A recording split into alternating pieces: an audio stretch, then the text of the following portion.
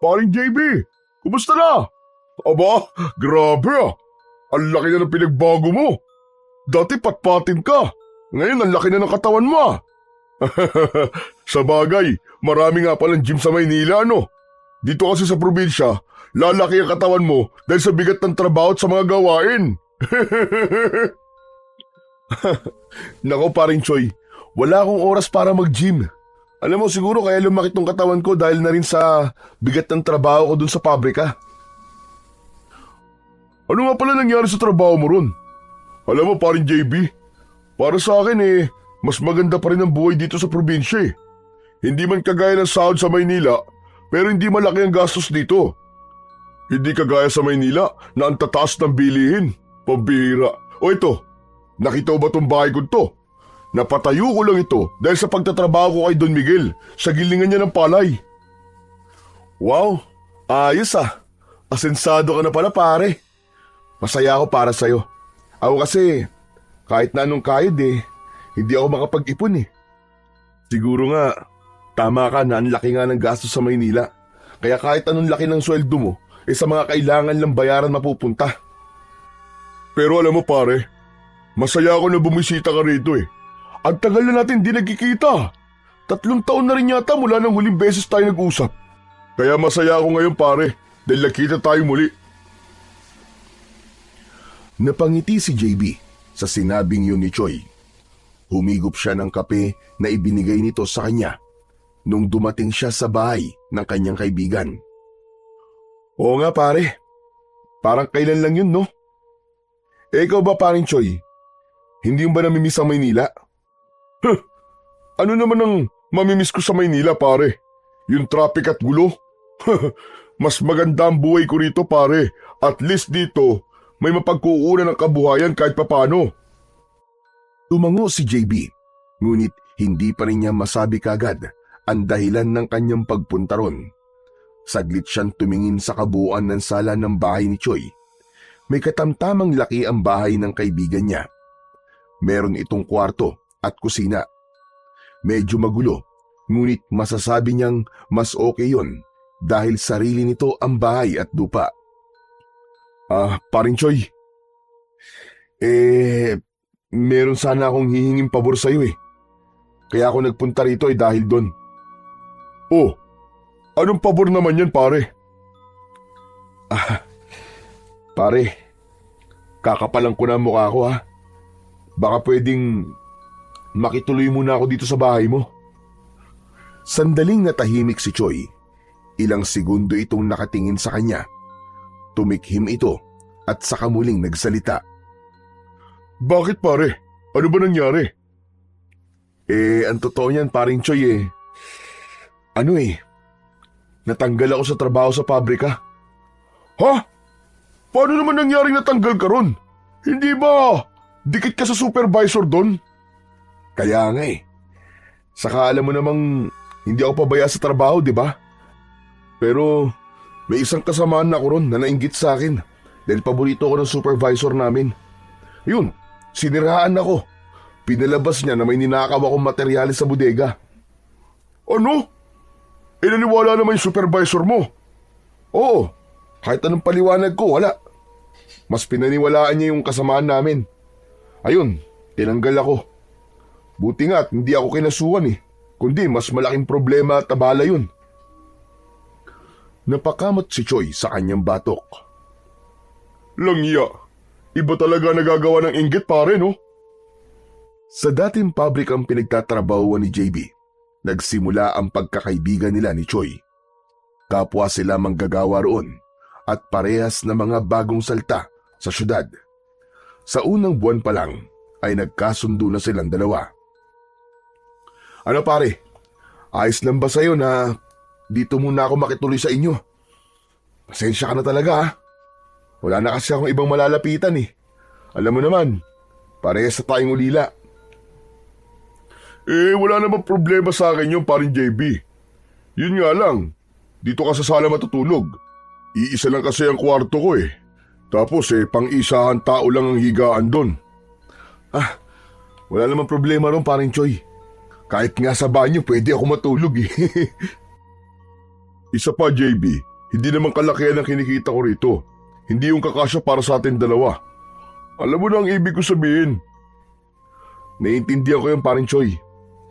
Bala ko naman talaga maghanap ng trabaho kaagad para makatulong ako sa isa gastusin. Nakakahiya kasi kung makikita na nga lang ako tapos pabigat pa ako. Kung ganun pare, aprobado na. Walang problema. Napangiti si JB. Hindi niya akalaing ganun pa rin kabuting kaibigan si Choi kahit matagal na silang hindi nagkita at nagkausap. Hindi talaga siya nagkamali ng taong nilapitan. Paring Choi, maraming salamat talaga. Hindi mo alam kung gaano kalaki na itulong mo sa akin. Ayos lang yun. Basta kung may kailangan ka, sabihin mo lang. Huwag ka mahihiya. Ano ba't naging magkaibigan tayo, di ba?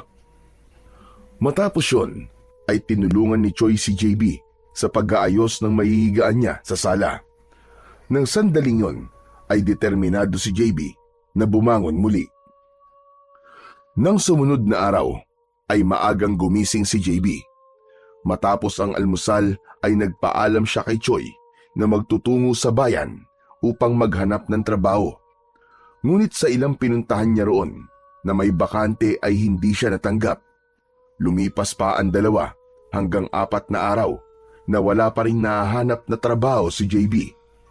Dahil doon, tila nais niya ng panghinaan ng loob. Isang hapon, bagsak ang balikat na umuwi si JB sa bahay ni Choi. Nadatnan niya ang kaibigan na nakaupo sa mahabang upuan sa labas ng bahay nito habang umiinom ng kape. Tumabi si JB kay Choi at isang malalim na buntong hininga ang kanyang pinakawalan. Oh, paring JB, kumusta? Nakahanap ka na ba ng trabaho? Yun nga hindi pa paring Choi. Inaalat yata ako. Ilang araw na ako naghahanap ng trabaho pero parang walang gustong tumanggap sa akin Ganun ba?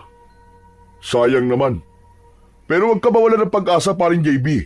Baka bukas o sa susunod na araw, makatsamba ka rin. Sana nga magdilang anghel ka, paring Choi. Ayoko namang umasa lang sa'yo habang nandito ako. Magkaiba pala tayo. Kasi, nung bumalik ako rito sa baryo namin, ay nakahanap kagad ako ng trabaho. Alam mo, paring JB, swerte talaga ako sa trabaho ko sa sakahan ni Don Miguel Alam mo ba, sa lahat ng tauhan niya, ay ako ang pinakapaborito ni Don Miguel. Talaga? Bakit naman? Kasi naman, ako ang pinakamatyaga sa trabaho. Wala akong reklamo kahit gaano kainit sa bukid. Kaya nga isa ako sa tinaasan niya ng sahod noong nakaraang taon Minsan pa nga, ako ang pinagkakatiwalaan niyang magbantay sa gilingan ng palay kapag wala siya. Parang supervisor na rin ako dun, no? Aba, ayos Sa bagay pare, hindi na ako magtataka. Masipag ka naman talaga Pakiramdam ko nga, baka balang araw ay ako na maging kanang kamay ni Don Miguel Tumango na lang si JB at tumingin siya sa kawalan. Sa pagkakataon na yon, ay parang nais niya nang questionin kung tama ba ang desisyon niyang umalis sa Maynila at makipagsapalaran sa baryo ni Choi. Sa paglipas ng mga araw, ay mas lalong lumalim ang hiya ni JB kay Choi dahil wala pa rin siyang mahanap na trabaho. Samantala, si Choi ay abala sa trabaho nito sa sakahan. Madalas itong umuuwi ng pagod, ngunit masaya at palaging may kwentong dala tungkol sa naging araw nito. Paulit-ulit nitong ipinagmamalaki kay JB na paborito ni Don Miguel at kung paano ito napupuri lagi ng mayamang lalaki. Lalo lang nadagdagan ang bigat na dinadala ni JB. Hindi niya gustong manatili sa bahay ni Choi nang walang naiaambag. Hindi siya ganong klaseng tao. Kahit paano, ay meron naman siyang hiya sa kanyang katawan. Kaya isang gabi, habang kumakain sila ng hapunan, ay sinabi na ni JB ang isang desisyon na ilang gabi na niyang pinag-iisipan. Paring Choi, sobra na ako nahihiya sa iyo Ilang araw na akong palamunin dito pero wala pa rin ako na itutulong. Yun na nga. Naisipan ko nang umalis na lang. Oh, bakit pa naman iniisip yan, pambihira ka? Hindi naman kita pinapaalis Alam ko. Pero hindi ko rin naman pwedeng abusuin ng kabaitan mo, pare. Kaya babalik na lang siguro ako sa Maynila at muling makikipagsapalaran dun. May babalikan ka pa ba sa Maynila, pare? Ang totoo, hindi na ako sigurado eh. Pero susubukan ko na lang ulit, pare. Hindi agad nagsalita si Choi. Napansin ni JB na tila nag-iisip ang kanyang kaibigan. Maya-maya pa ay inilapag ni Choi sa plato nito ang hawak nitong kutsara at tinidor, saka tumingin sa kanya ng matiim. Alam mo pa rin, JB, naghahanap ng dagdag na magsasaka si Don Miguel sa sakahan eh. Kung gusto mo, pwede ka mag-apply. Talaga, pare? Pwede kaya ako doon? Oo naman. Sige, pare, payag ako. Mag-a-apply ako kay Don Miguel. Pero sigurado ka ba? Uunahan na kita, paring JB. Mahirap ang trabaho sa bukid. Hindi to katulad ng mga trabaho mo sa pabrika. Mas mabigat ang trabaho bilang magsasaka, pare, kaysa sa trabaho mo dati. Kasi talaga mabibilad kang parang tuyo sa init ng araw. Okay lang yun, pare, kahit mahirap gagawin ko. Basta marangal na trabaho. Kesa naman nandito lang ako sa bahay mo at nakatunganga, di ba? Okay, kung ganun, bukas isasama kita kay Don Miguel. Sigurado ako na matatanggap ka kasi malakas ako sa kanya. Labis ang ginhawang naramdaman ni JB na sa wakas, magkakaroon na rin siya ng pagkakataong makapagtrabaho at hindi na lang siya aasa kay Choi. Parang Choi, maraming salamat ha. Hulog ka talaga ng langit sa akin. Wala yun, ano ka ba naman? Basta, magpakatino ka na lang sa trabaho ha. Huwag mo akong ipapahiya kay Don Miguel. Hindi mangyayari yon, pare. Pangako ko sa'yo. Bumalik ang sigla ni JB matapos ang pag-uusap nila na yon ni Choi. Kung kanina ay wala siyang ganang kumain, ay biglang naging mabilis ang kanyang pagsubo ng kanin at ulam. Sa labis na saya niya, kulang na lang ay yakapin at halikan niya si Choi ng sandaling yon. Kinabukasan ng umaga, matapos mag-almusal, ay naghanda na si JB sa pagsama kay Choi sa trabaho nito. Naligo siya at nagbihis ng damit na may mahabang manggas para kung sakali na matanggap siya sa trabaho at magsisimula na siya, ay nakahanda siya. Bago sila lumabas ng bahay, ay tinanong muna si JB ni Choi. Handa ka na ba na makilala si Don Miguel, pare? Handang-handa na ako, pare, kagabi pa. Medyo kinakabahan nga lang ako pero kaya naman, pare.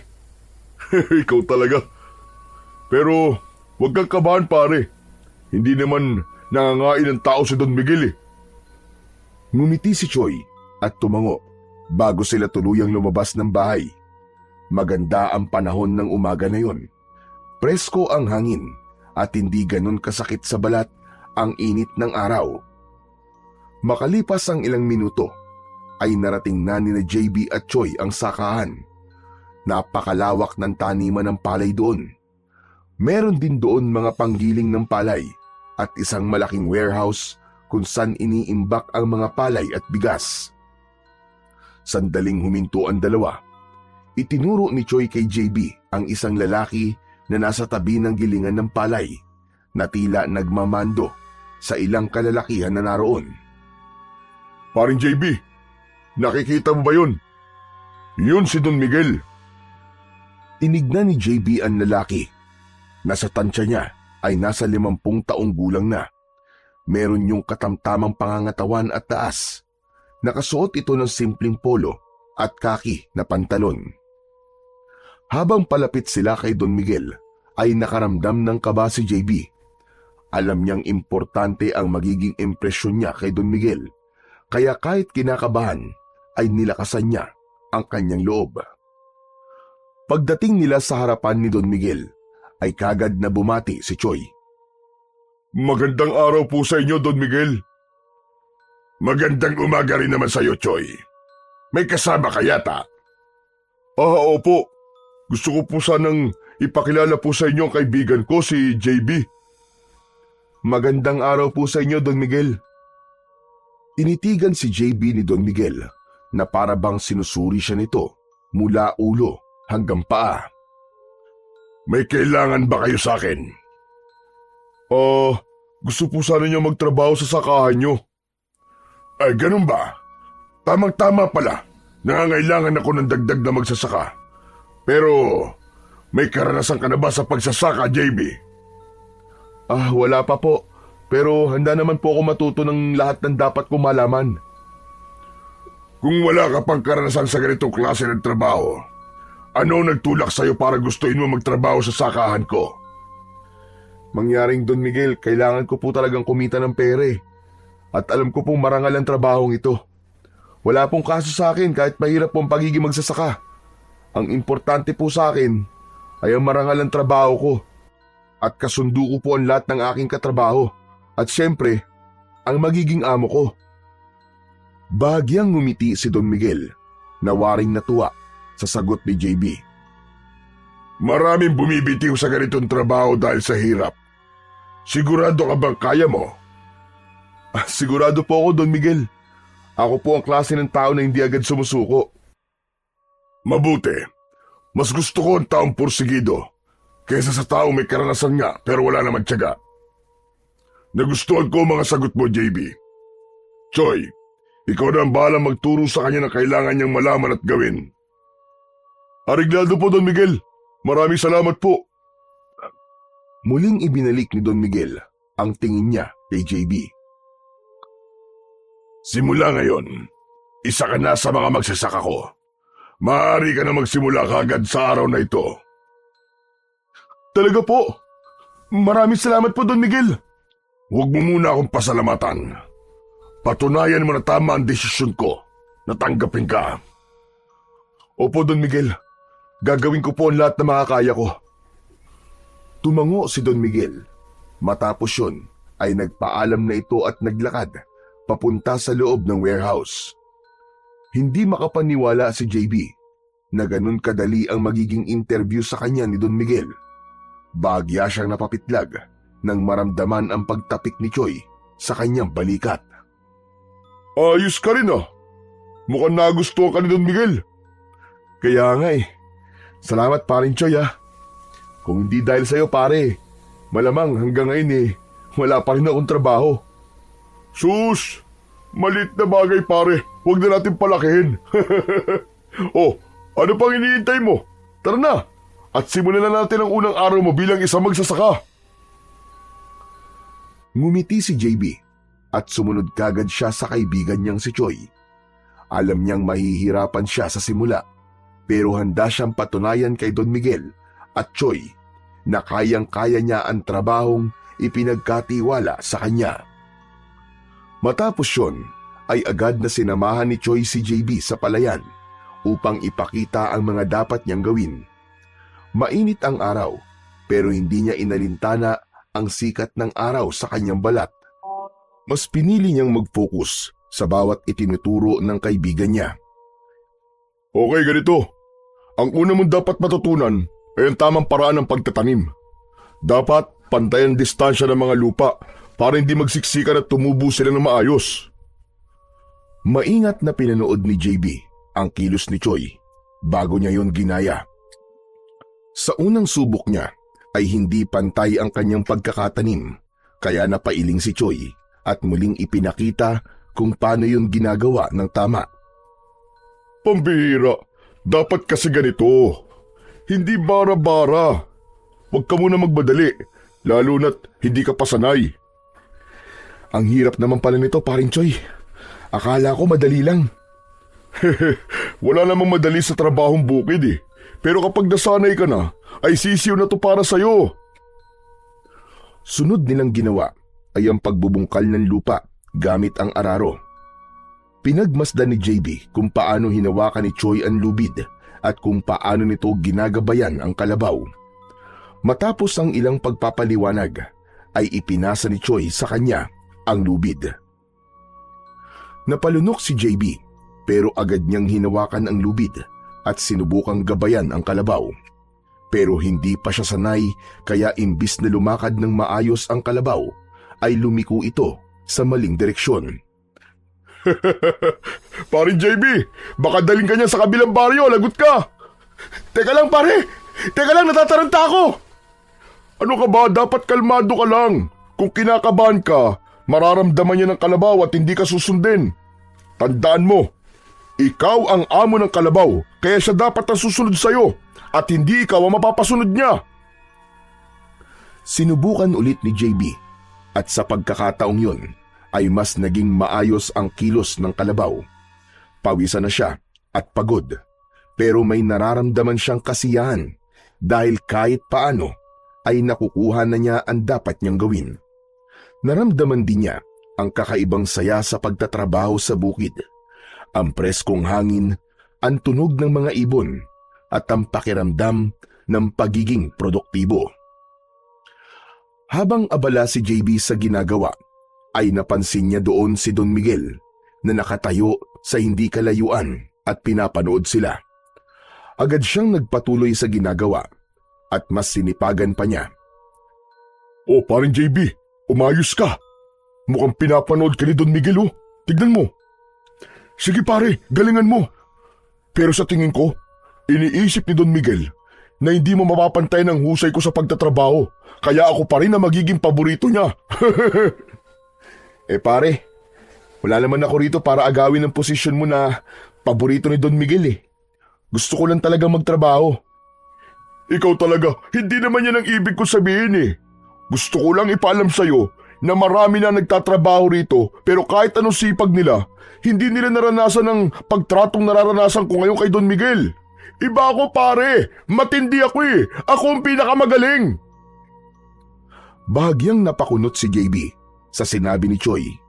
Napansin niyang may bahid ng kayabangan sa tono ang kaibigan niya. Hindi lang yun simpleng pagyayabang, pero parang ipinagmamalaki talaga ni Choi na espesyal ito sa mata ni Don Miguel. Pero hindi lang niya pinansin yun. Sa halip, ipinagpatuloy niya ang kanyang ginagawa at doon na siya nag-focus upang madali niyang makabisado ang kanyang trabaho. Kinagabihan, habang kumakain ng hapunan sina JB at Choi sa maliit na hapag sa bahay ni Choi, ay hindi maitago ni JB ang saya habang ikinikwento ang nangyari kanina sa unang araw niya sa trabaho. Alam mo, sa palagay ko paring Choi, sa pagsasaka talaga ako nakatadhana. Mahirap ang trabaho na magsasaka. Pero yung pakiramdam na tayo nagtatrabaho para may makain ng maraming tao, ay napakasarap sa pakiramdam pare. Sinabi mo pa paring JB. Pero sabi ko na sa iyo eh, malakas ako kay Don Miguel. Kita mo naman di ba? Tinanggap ka niya kagad sa trabaho. Kasi nga, ako ang nagrekomenda sa iyo. Aba, kung ibang tao yun, naku po, baka pinaghantay ka pa o hindi ka nalang tinanggap. Napangiti si JB habang ngumunguya ng pagkain. Alam niyang may bahid talaga ng pagyayabang ang tono ng kaibigan, pero sa halip na mainis ay mas pinili niyang pasalamatan ito. Oo nga paring Choi, kung hindi dahil sa iyo baka hanggang ngayon wala pa rin akong trabaho. Salamat talaga pre ah. Aba, natural lang yun. Kapag kaibigan mo ko, siguradong madadamay ka sa biyayang matatanggap ko. Tumawa lang si JB at nagpatuloy sa pagkain. Alam niyang mayabang talaga si Choi, pero hindi naman niya maitatanggi na malaki talaga ang naitulong nito sa kanya. Sa mga sumunod na araw, ay unti-unting nasanay si JB sa buhay sa bukid.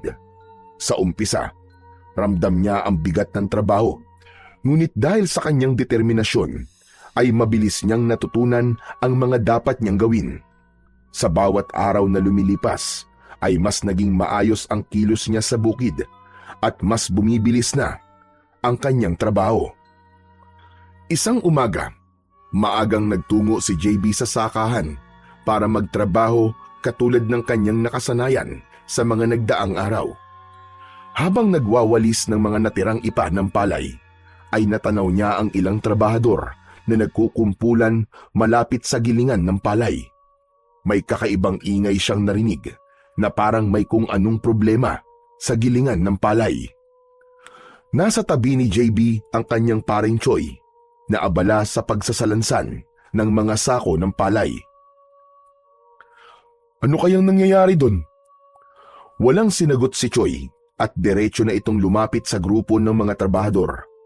Napansin ni JB na naroroon si Don Miguel. Nakakunot ang noo nito at tila problemado.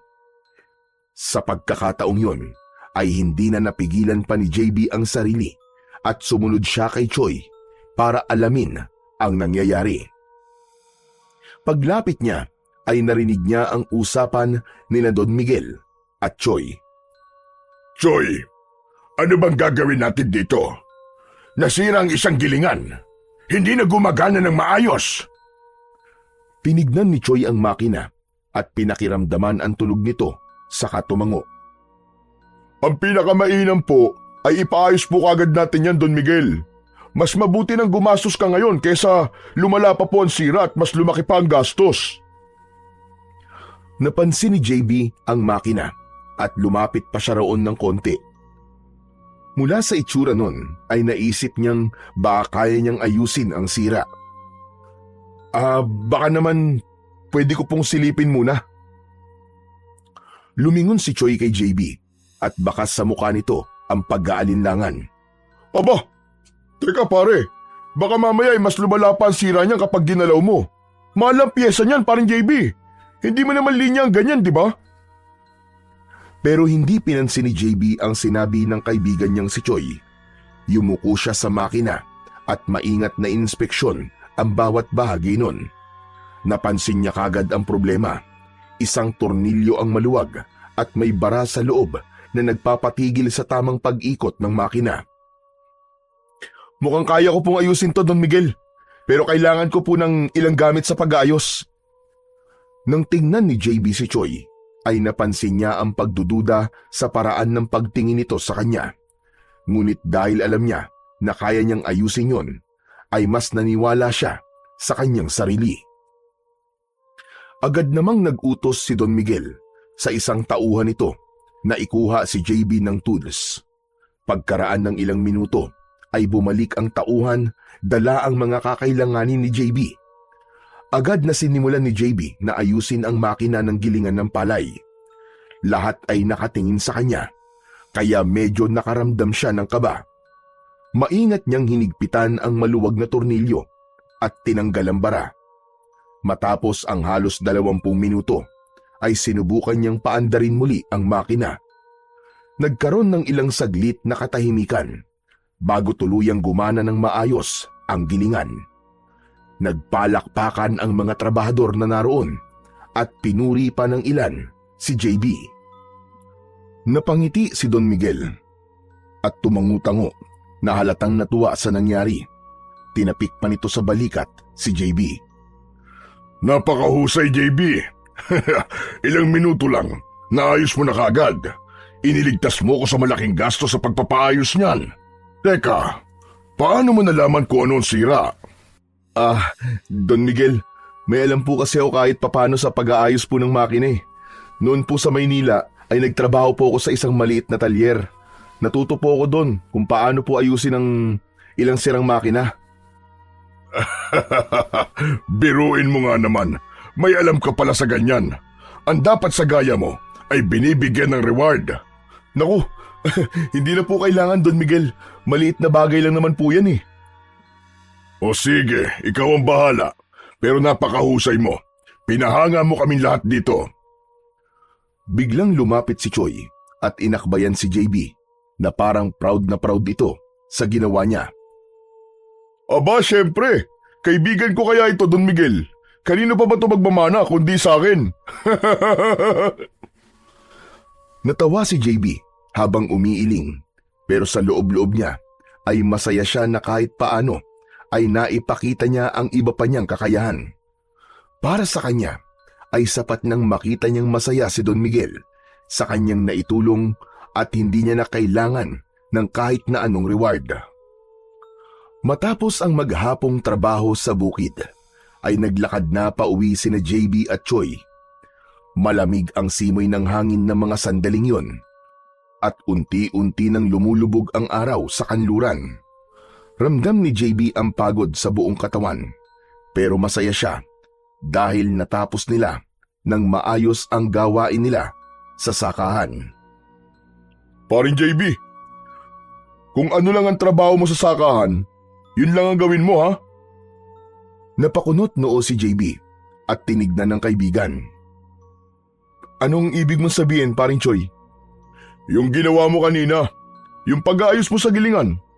Alam ko magaling ka pare, pero hindi tama yun. Paano pala kung lalo nasira? Baka ikaw pang pagbayarin ni Don Miguel. Aba, hindi mo alam kung magkano yun at baka ilang taong ka magbabayad sa kanya. Pero pare, naayos ko naman, di ba? Wala naman naging problema eh. Umiling si Choi at tumingin sa kanya ng seryoso. Oo nga. Paano nga kung hindi? Paano kung lalo pang lumala? Ayoko magkaroon ka ng mas malaking problema, paring JB. Nagmamalasakit lang ako sa'yo bilang kaibigan mo. Naiintindihan ko, paring Choi. Pasensya ka na kung nakialam ako kanina. Tumango si Choi habang patuloy sila sa paglalakad. Ilang sandali pa, nakarating na sila sa bahay ni Choi. Pinag-isipan niya ang sinabi ng kanyang kaibigan at kahit papano ay napagtanto niya na may punto ito. Isang hapon sa sakahan, habang abala si JB sa pagbubungkal ng lupa, ay natanaw niya si Don Miguel at Choi na nag-uusap malapit sa kanya. Nasa gilid ang mga ito ng sakahan, malapit sa kanal na dinadaluyan ng tubig para sa irigasyon. Mula sa pwesto ni JB ay dinig na dinig niya ang ilang bahagi ng usapan ng dalawa. Choi, kailangan natin masigurong may sapat na tubig ang mga palayan sa susunod na anihan. Ano sa tingin mo ang pinakamagandang gawin? Narinig ni JB na nagsalita si Choi tungkol sa kasalukuyang sistema ng irigasyon, kung paano ito gumagana at kung saan may kakulangan. Napansin niyang tila nag-aalinlangan ng kaibigan niya sa pagbibigay ng konkretong solusyon. Sa gitna ng pag-uusap ng dalawa, ay biglang lumingon si Don Miguel kay JB at tinawag siya. JB, halika nga rito sandali. Iwanan mo muna yung ginagawa mo. Nagulat si JB at lumapit siya sa dalawa. Nagkaroon siya ng hinala na baka kunin ni Don Miguel ang opinyon niya tungkol sa pinag-uusapan nito at ni Choi.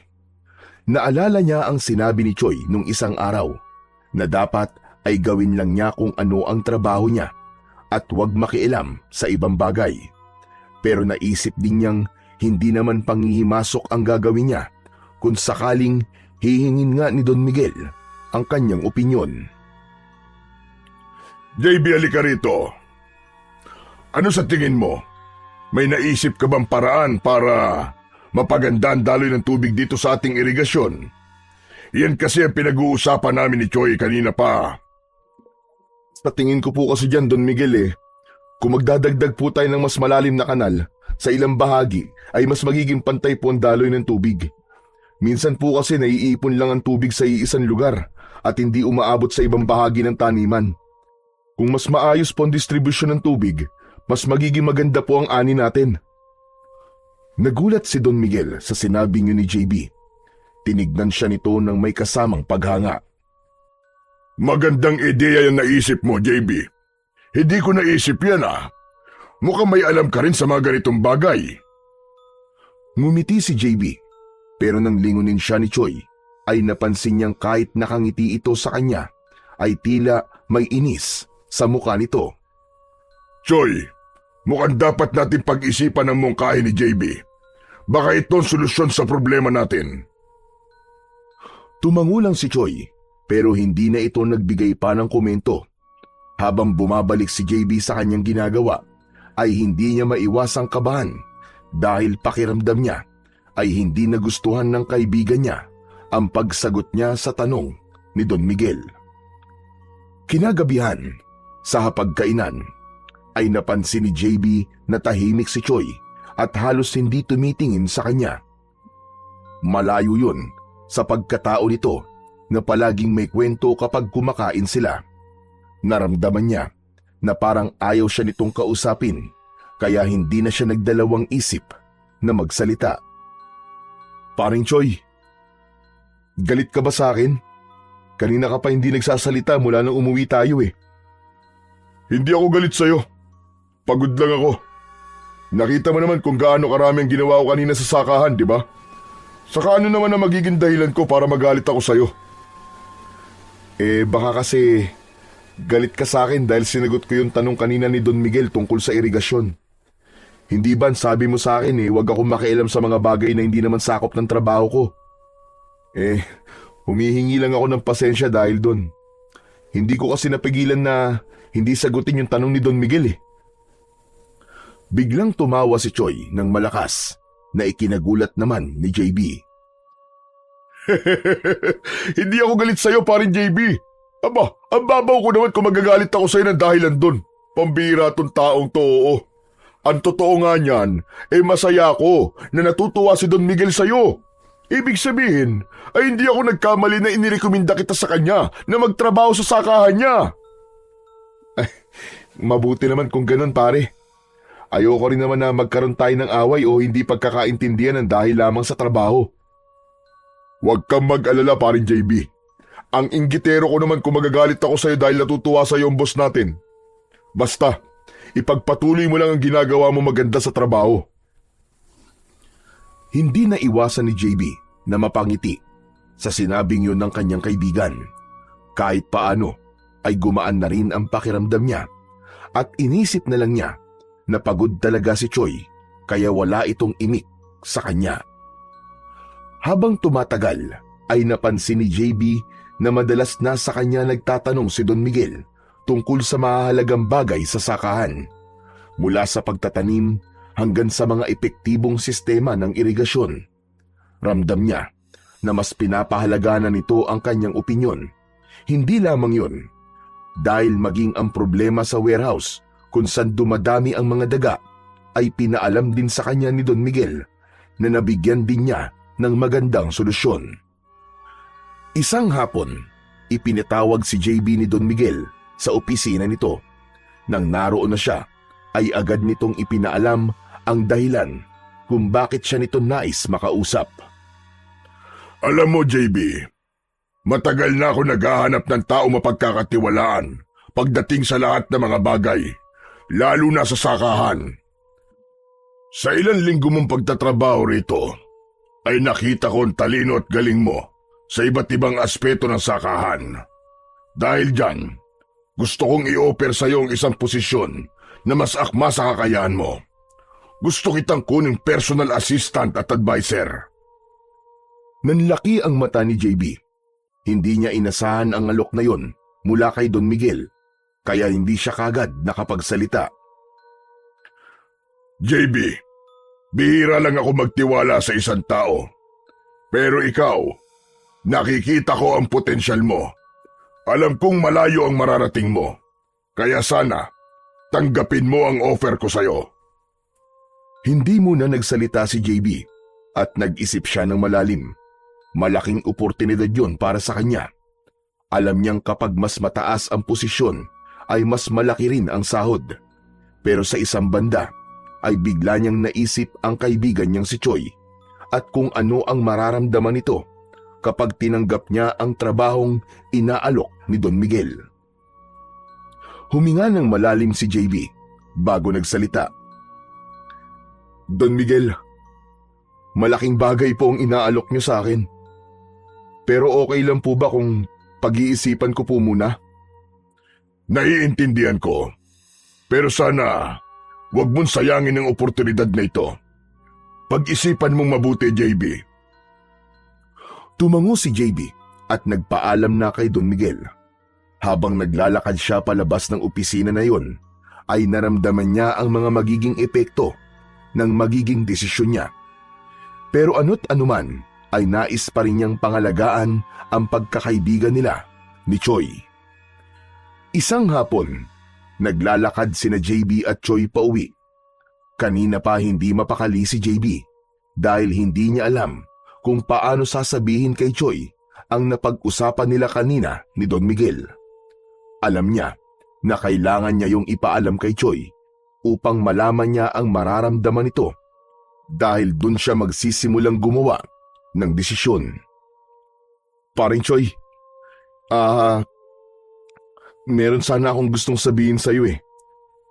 Kanina kasi, kinausap ako ni Don Miguel. Parang wala namang bago dyan eh. Hindi ba sa kanya ka na nagtatanong palagi ng halos lahat ng bagay? Inalok niya kasi ako na maging personal assistant at advisor niya. Saglit na natigilan si Choi. Halatang nagulat ito sa narinig. Napansin ni JB ang saglit na pagbabago sa ekspresyon ng kaibigan. Tila hindi nito nagustuhan ang sinabi niya. Kung ayaw mo, paring Choi, tatanggihan ko na lang. Hindi pa naman ako nagdidesisyon eh. Ang sabi ko kasi kay Don Miguel ay pag-iisipan ko muna. Ano ka ba, JB? Nagulat lang ako pero masaya ako sa sinabi mo. Huwag mo nang pakawalan yan. Bihira lang ang ganyang pagkakataon. Talaga, paring Choi? Hindi ka galit? Naalala ko kasi, sabi mo dati gusto mong maging kanang kamay ni Don Miguel, di ba? Naisip ko kasi na baka magalit ka kapag tinanggap ko ang posisyon na gusto mo. Siyempre, kung magagalit ka, hindi ko na lang tatanggapin yun.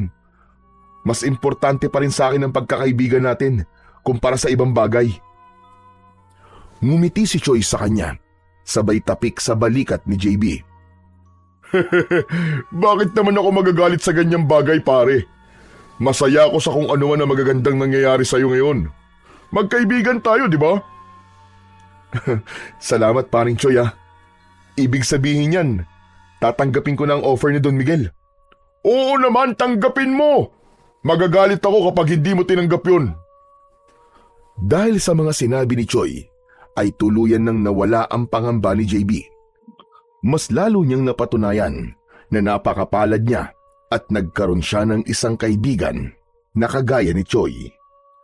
Nang sumunod na araw, ay maagang nagtungo si JB sa opisina ni Don Miguel.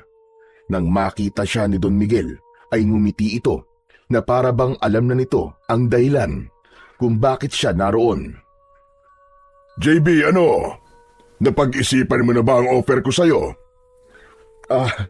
Opo, Don Miguel. Tinatanggap ko na po ang alok nyo.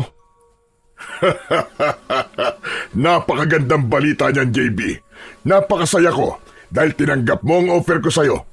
Maraming salamat. Ako po ang dapat magpasalamat sa inyo, Don Miguel. Maraming salamat po sa tiwala na ibinibigay niyo po sa akin. Simula nang tinanggap ni JB ang posisyon niya na yon, ay mas lumawak ang kanyang pananaw sa pagpapatakbo ng isang malaking sakahan.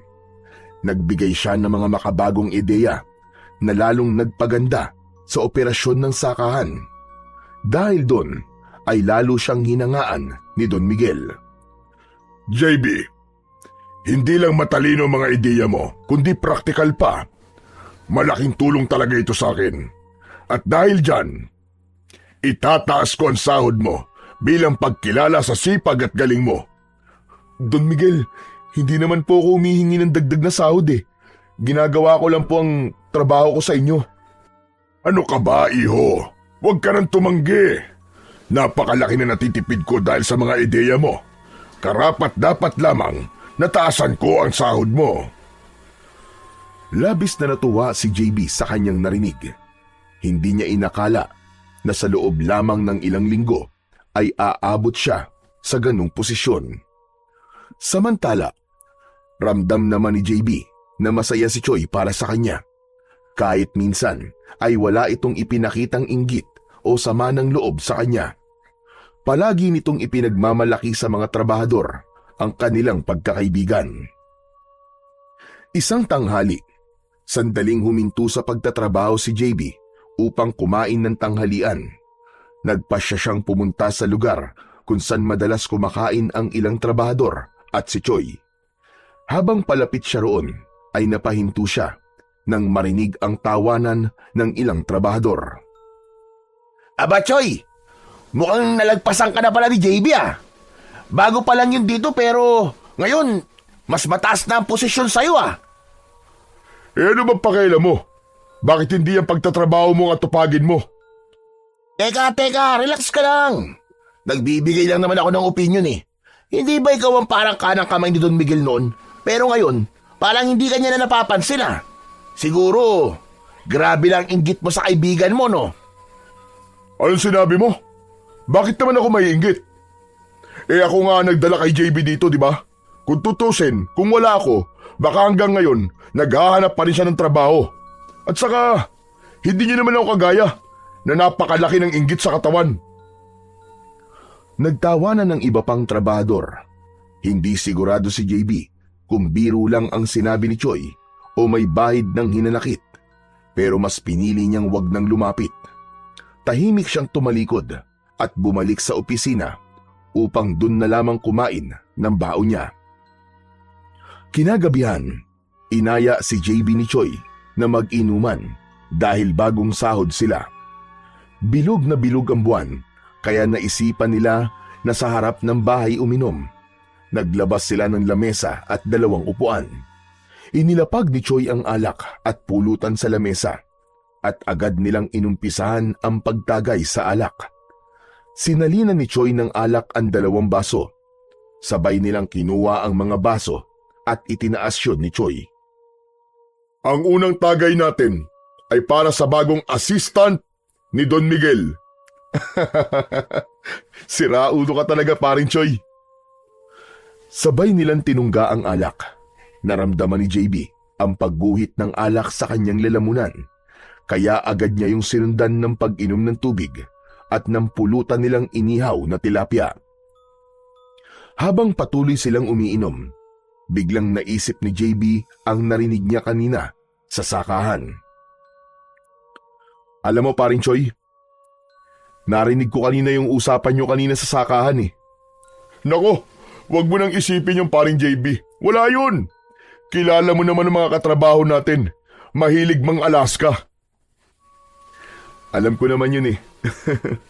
At ramdam ko naman na masaya ka para sa akin, paring Choi.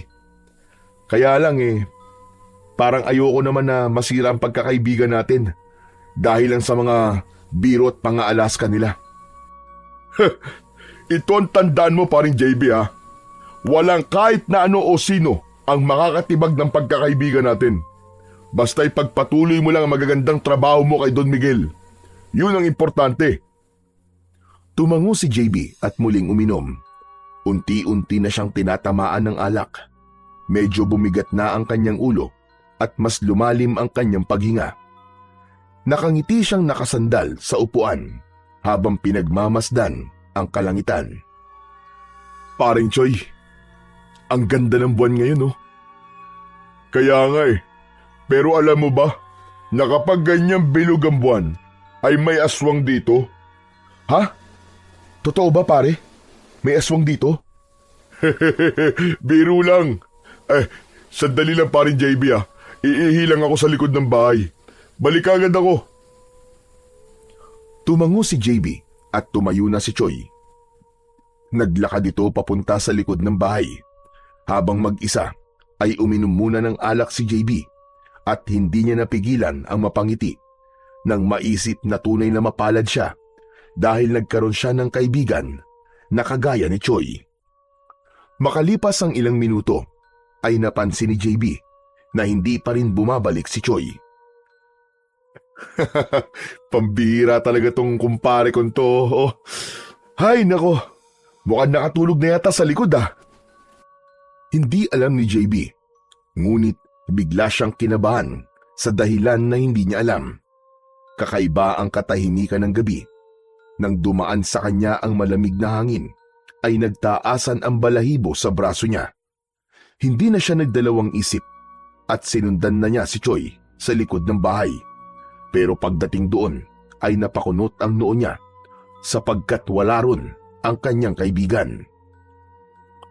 Luminga si JB sa paligid sa pag-asang makikita ang kaibigan niyang si Choi, pero bigo siya. Hanggang sa pagtingin niya sa lupa ay doon niya nakita ang isang tsinelas na sigurado siyang pag-aari ni Choi.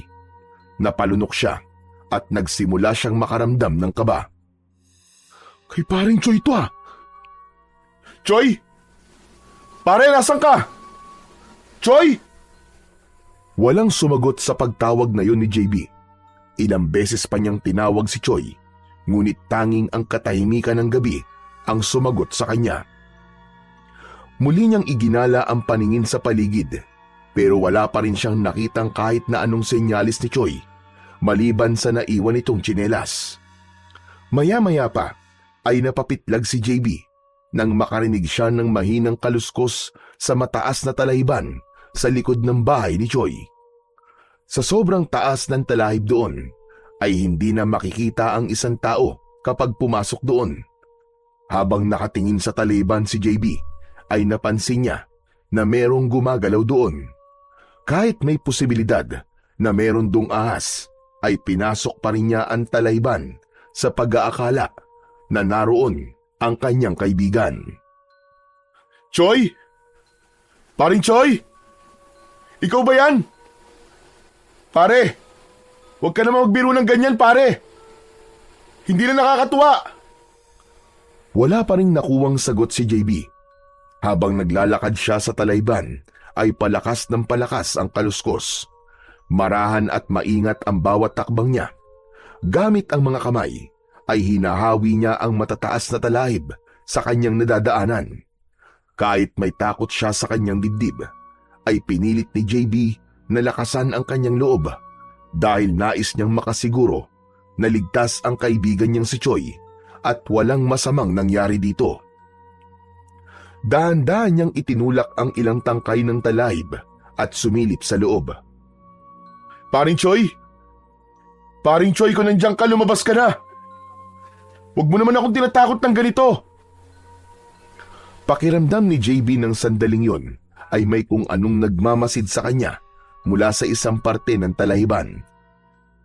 Hanggang sa paghawi niya ng talahib ay nagulantang siya ng isang nakakatakot na nilalang ang biglang sumunggab sa kanya. Natumba siya at pumaibabaw ang nilalang na yon sa ibabaw niya. Ang nilalang ay may nanlilisik na mga matang namumula. Mangitim-ngitim ang mukha nun at merong matutulis na mga ngipin. Nanlaki ang mga mata ni JB nang maramdaman niya ang matatalas na ngipin ng nilalang na yon na bumaon sa kanyang balikat. Mas lalong lumakas ang sigaw niya nang halos umabot na sa buto niya ang mga ngipin nito. Sa gitna ng matinding sakit at pagkataranta, ay naging alerto pa rin ang isip ni JB. Ubod lakas niyang sinuntok ang tagiliran ng halimaw. Narinig niya ang isang malalim na ungol mula rito bago nito inalis ang pagkakakagat sa kanya. Malakas niya itong itinulak at nang makawala siya, ay agad siyang tumakbo. Hindi na niya ininda ang paghiwa ng matalim na talahib sa kanyang balat. Sandaling lumingon si JB at nang makita niya na nakasunod sa kanya ang nilalang, ay hindi niya napigilan ang mapamura. Hindi na inisip ni JB kung saan siya pupunta dahil ang tanging nasa isip niya ng mga sandaling yon ay ang makalayo siya sa nilalang na yon. Pagkalabas niya mula sa makapal na damuhan ay nanlumo siya dahil hindi ang bahay ni Choi ang bumungad sa kanya, kundi isang makipot na daan na hindi niya alam kung saan patungo. Mas madilim doon at sa magkabila ang gilid ng daan ay puro mga nagtataas ang mga puno. Wala rin siyang nakikitang kabayan kaya wala siyang mapaghihingaan ng tulong. Babalik na sana si JB sa talahiban pero nakita niya na gumagalaw ang talahiban at sigurado siya na yun ang nilalang na palapit sa kanya. Dahil wala nang mapupuntahan, ay mas pinili na lang ni JB na tumakbo sa makipot na daan kahit wala siyang ideya kung saan yon papunta.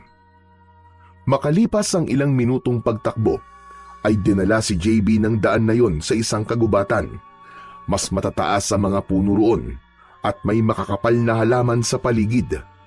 Patuloy pa rin sa pagtakbo habang iniisip kung ano ang nilalang na umatake sa kanya.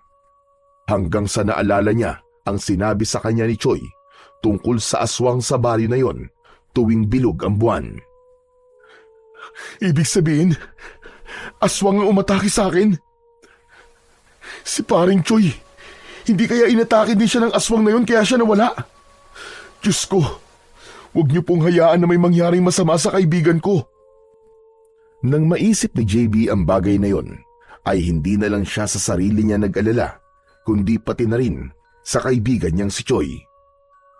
Nagpatuloy si JB sa pagtakbo sa masukal na kagubatan. Sa kabila ng malamig na hangin na humahampas sa kanyang muka, ay pawis na pawis pa rin siya. Ilang beses na siyang nadapa sa mga nakausling ugat ng mga puno, pero patuloy pa rin siyang bumabangon. Isang mabilis na paglingon ang ginawa niya at muli siyang napamura, sapagkat nakasunod pa rin sa kanya ang aswang. Hindi lang yun tumatakbo, kundi nagpapalipat-lipat din yun ng sanga ng mga puno na parabang isa yung unggoy. Alam ni JB na kapag tumagal siya sa pagtakbo ay mapapagod na siya at malaki ang posibilidad na maabutan siya ng aswang. Sinubukan niyang iligaw ang aswang. Nagtago siya sa likod ng mga puno at lumusot sa makakapal na halaman. Hindi siya huminto sa pagtakbo hanggang sa hindi niya napansin ang pababang daan sa kanyang unahan. Pagtapak niya roon ay hindi niya naramdaman ang lupa at bigla siyang natumba at nagpagulong-gulong siya papunta sa ibaba. Impit na napasigaw si JB nang maramdaman niyang tumama ang noo niya sa katawan ng nakatumbang puno. Aray ko! Ano bang kamalasan ang nangyari sa akin sa gabing ito? Kahit nanlalabo ang paningin dahil sa sugat sa noo, ay pilit pa ring tumayo si JB. Nang tumingala siya sa kalangitan, ay napanganga siya sapagkat napakaraming bulalakaw ang gumuguhit sa kalangitan. Hindi na niya mabilang ang bulalakaw na kanyang nakita sa loob lamang ng ilang segundo. Pakiramdam niya ay nakalimutan niya ng sandali na nasa gitna siya ng malaking panganib na maaaring maging mitya ng buhay niya. Hanggang sa nagliwanag ang paligid, nanlaki ang mga mata ni JB nang makita niya ang papalapit na bola ng liwanag sa kanyang kinatatayuan. Nang mapagtanto niya na isa yung bulalakaw, ay agad siyang umalis sa kanyang kinatatayuan. Nawalan siya ng balanse at kasabay ng pagtumba niya ay ang pagbagsak ng bulalakaw malapit sa kanya. Sumabog ang bulalakaw at isang malaking piraso nun ang lumipad at direktang tumama sa ulo niya. Sa bilis ng pangyayari ay hindi na nagawang umiwas ni JB. Matapos yun ay nagdilim ang paningin niya at nawalan siya ng ulirat. Sa muling pagbabalik ng malay ni JB ay sumalubong sa kanya ang matinding sikat ng araw. Napapikit siya ulit at ikinurap-kurap ang kanyang mga mata hanggang sa nasanay na siya sa liwanag. Matapos yun ay unti-unti na siyang bumangon. Inasahan niya na masakit ang buo niyang katawan dahil sa mga nangyari kagabi, ngunit labis ang pagtataka niya nang wala siyang naramdaman na kahit na anong sakit. Kahit ang mga sugat niya ay nawala na rin. Kinapa niya ang balikat niya kung saan siya kinagat ng aswang at maging ang sugat niya ay wala na rin. Imposible! Ano to nangyari? Paano nawala mga sugat ko? Panaginip ba ang lahat ng yon?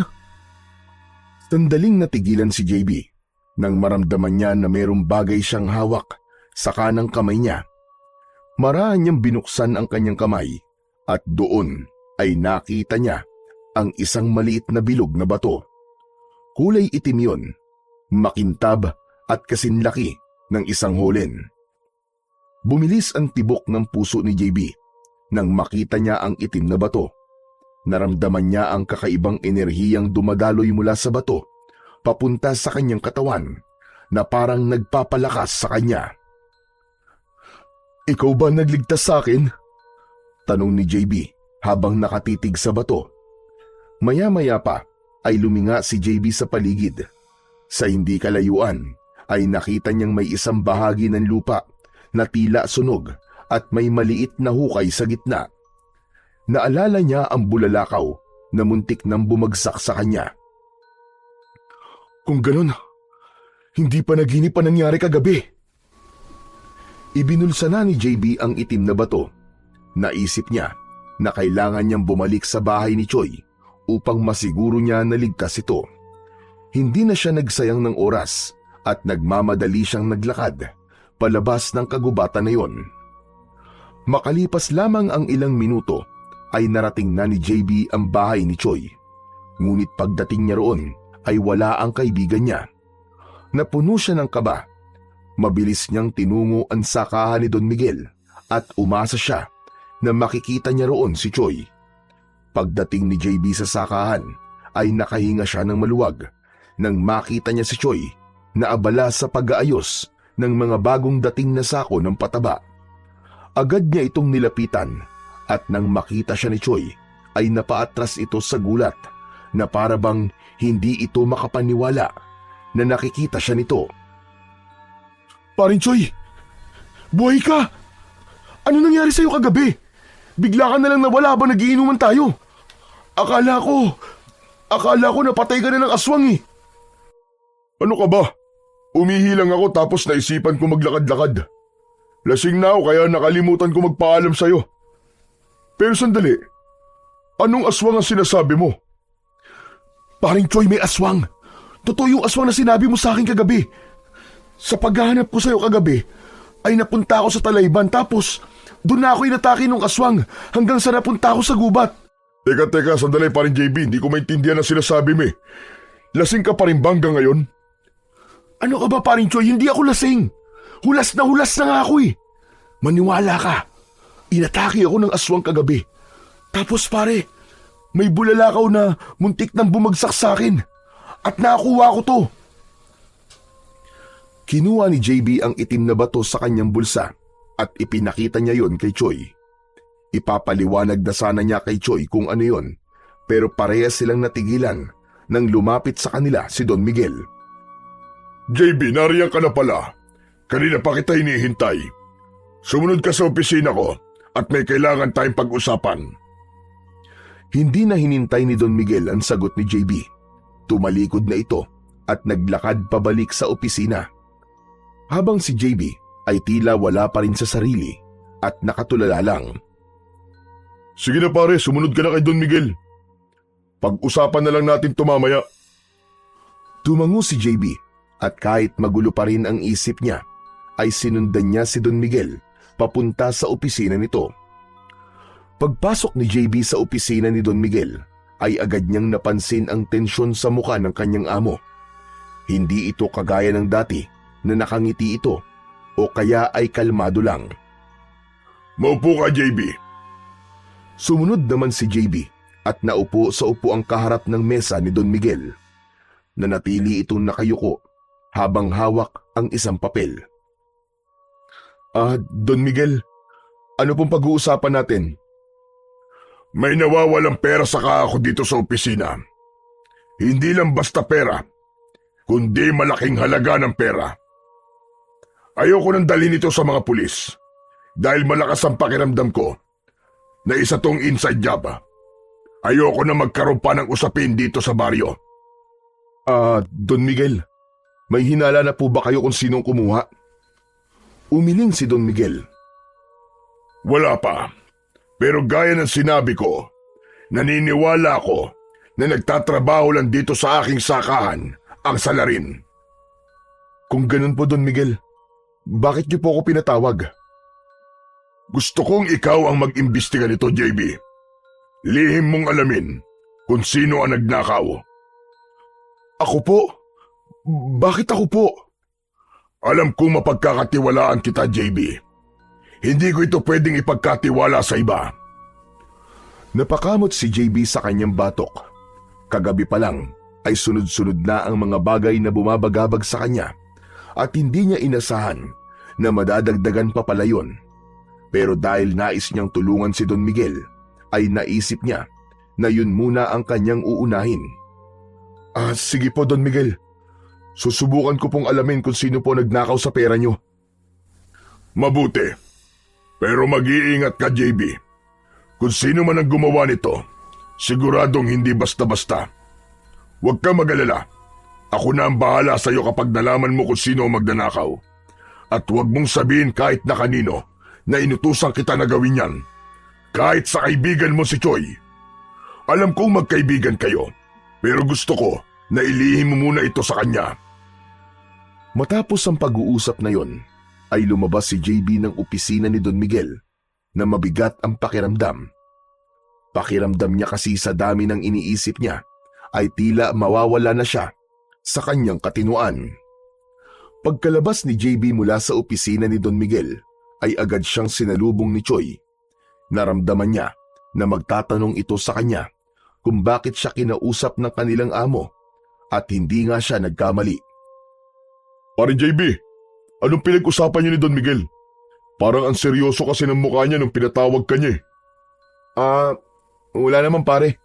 May pinapagawa lang siya sa akin. Diyos ko, akala ko naman kung ano na. Pero yung kinikwento mo kanina pare, ituloy mo na. Ano ba talaga nangyari sa'yo kagabi? Umiling si JB at nagpanggap na masama ang pakiramdam. Sa ibang araw na lang parin Choi. Medyo sumasakit ang ulo ko sa dami ng iniisip ko eh. Ikaw naman pabiting ka pa eh. Pero sige, basta pag okay ka na ha, kwento mo sa akin ha. Tumango si JB at iniwan si Choi. Dumiretso siya sa banyo ng sakahan at nang maisarado niya ang pinto ay inilabas niya sa kanyang bulsa ang itim na bato mula sa bulalakaw.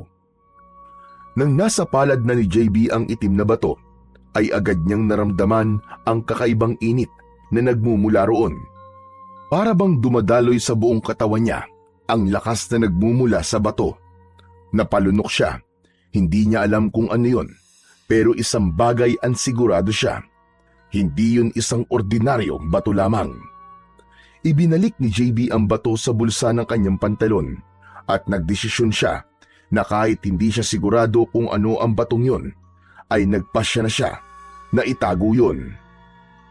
Kinagabihan, nagising si JB sa malakas na sigawan mula sa labas. Napabalikwas siya ng pagkakahiga sa nakalatag na banig sa sala ng bahay ni Choi at nakiramdam siya sa paligid. Bumaha ang kaba sa dibdib niya nang isang babae ang sumigaw at sinabing merong aswang. Hindi na nag-isip si JB at tuluyan na siyang tumayo upang kunin ang itak sa kusina. Palabas na sana siya nang bigla siyang natigilan. Bigla niyang naalala ang itim na bato. Kinuha niya ang bato mula sa bulsa ng pantalon na nakasabit sa dingding at mahigpit niya yung ikinulong sa kanyang palad. Matapos yun, ay itinuloy na niya ang paglabas ng bahay ni Choi upang harapin ang aswang. May kung anong pumasok sa isip niya, ang itim na batong nakuha niya mula sa bulalakaw. Sinundan ni JB ang sigawan hanggang sa nakita niya sa madilim na bahagi ang isang grupo ng mga tao na may dalang itak at sulo. Nasa harapan ng mga yon ang isang aswang na hawak ang isang batang lalaki na umiiyak. Pumuesto si JB sa unahan ng mga tao at nang makita niya ang itsura ng aswang ay naningkit ang kanyang mga mata. Ikaw! Ikaw nga! Ikaw ang umatake sa akin kagabi! Mabuti't naalala mo pa ako. Swerte mo lang at nakaligtas ka sa akin kagabi. Pero ngayon, hindi ka na makakatakas. Biglang itinulak ng aswang ang batang hawak nito. Napasigaw ang bata habang mabilis itong dinaluhan ng ilang kalalakihan na naroon. Galit na sumugod ang aswang kay JB. Mabilis nitong hinawakan ang braso niyang may hawak na itak, dahilan para mabitiwan niya ang itak. Sinubukan nitong kagatin ang kanyang leeg, ngunit sinuntok niya ito ng malakas sa muka. Nag-atrasa ng mga tao at nagulat sa lakas ng suntok ni JB. Muling umatake ang aswang, pero mabilis na naiwasan ni JB ang hampas ng matutulis nitong mga kuko. Sinipa niya ito sa tagiliran, dahilan para mapaluhod ito sa lupa. Sinundan niya yon ng isa pang sipa at mabilis na suntok sa sikmura, sabay hampas ng siko sa likod ng aswang. Napasigaw ang halimaw sa labis na sakit. Bumuelo si JB at pinakawala ng isang malakas na sipa na tumama naman sa dibdib ng aswang. Sa lakas ng sipa na yon ay tumilapon ng aswang sa lupa at mabilis na gumapang papalayo. Nang tumayo ito, ay nanlilisik ang mga matang tumitig sa kanya. Hindi pa tayo tapos. Sisiguraduhin ko na sa susunod na pagharap natin ay mapapatay na kita. Bago pa man makapagsalita si JB, ay biglang tumakbo ng mabilis ang aswang. Mabilis yun naglaho sa dilim, kaya hindi niya na yon nasundan pa. Saglit na natahimik ang paligid. Pagkatapos ay biglang nagpalakpakan ng mga tao na tila hindi makapaniwala sa nasaksihan na husay ni JB sa pakikipaglaban. Nilapitan siya ng mga tao at nagpasalamat ng mga ito sa kanya. Ayon sa nanay ng batang lalaki, kung hindi dumating si JB, ay baka kung ano na ang nangyari sa anak nito. Hindi nagtagal doon si JB. Habang naglalakad siya pabalik sa bahay ni Choi, ay inilabas niya ang itim na bato. Mataman niya yung tinignan. Palaisipan pa rin para sa kanya kung ano ang batong yon, pero sigurado na siya na doon nanggaling ang husay at lakas niya sa pakikipaglaban. Nang mapagtanto ni JB na sa itim na bato nanggaling ang lakas at tapang niya, ay kumuha siya ng tali at ginawa niyang pulseras ang itim na bato upang hindi na yon mahiwalay sa kanyang katawan. Simula rin noon ay halos gabi-gabi nang umaatake ang aswang sa baryo, at dahil doon ay napuno ng takot ang mga tao. Ngunit sa bawat pag-atake ng aswang ay palaging naroon si JB upang ipagtanggol ang baryo mula sa aswang. Yun nga lang, palaging nakakatakas ang aswang, kaya hindi nagkakaroon ng pagkakataon si JB na mapatay ito. Dahil sa ginagawang yun ni JB, ay mabilis siyang nakilala. Marami ang humanga sa kanya at itinuring siyang isang matapang na bayani. Isang umaga, habang naglalakad si JB papunta sa sakahan, ay nagulat siya nang isang batang lalaki ang biglang tumakbo papalapit sa kanya. Agad niyang nakilala ang bata dahil yun ang iniligtas niya nung unang gabi na umatake ang aswang sa baryo. Ako po pala si Makoy, Kuya JB. Ako po yung iniligtas nyo dati doon sa aswang. Ah, oo nga no. Ikaw nga yun. Namumukhaan kita eh. O ano, kumusta ka na pala? Ayos lang naman po ako, Kuya. Gusto ko lang po sana magpasalamat po sa inyo ng personal. Kung hindi po dahil sa inyo, baka kinain na po ako ng pangit na aswang na yon. Wala yun, Makoy. Basta mag-iingat ka palagi ha, at palagi ka magpipray. Opo, Kuya JB. Ngumiti si Makoy, saka inilabas ang isang bagay na kanina pa nito itinatago sa likod nito. Nagulat naman si JB nang malaman na isang dinamita ang hawak ng bata. Diyos ko pong bata ka! Bakit may dala kang ganyan? Saan mo nakuha yan? Nagtatrabaho po kasi sa minahan si tatay eh. Ginagamit po nila ito sa trabaho nila. Kinuha ko po ito sa bahay namin. Makoy, dinamita yan at hindi yan isang laruan. Alam ko po, Kuya JB. Hindi ko naman po ito paglalaruan eh. Baka magamit niyo po ito para mabatay niyo po yung aswang. Inabot ni Makoy kay JB ang dinamita at tinanggap naman niya yun. Naisip niya na merong punto si Makoy. Kung hindi niya mapapatay ang aswang gamit ang itak, ay marahil yun ang sagot.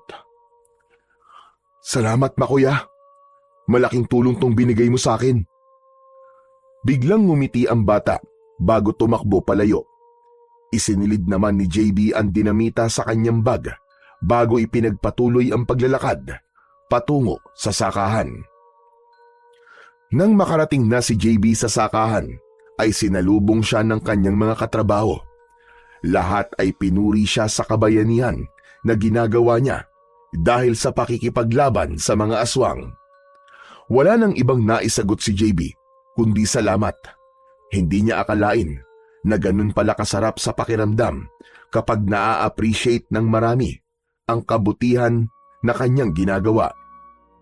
Maya-maya pa ay nakita ni JB ang kaibigan niyang si Choi na palapit sa kanya. Sinalubong niya ang kanyang kaibigan. Grabe na talaga. Kung ituring ka naman nila parang ikaw na ang Diyos Hayaan mo na sila pare. Siguro natutuwa lang sila dahil may lumalaban sa aswang na alam nating kinatatakutan ng marami. Ewan, talagang sikat na sikat ka na.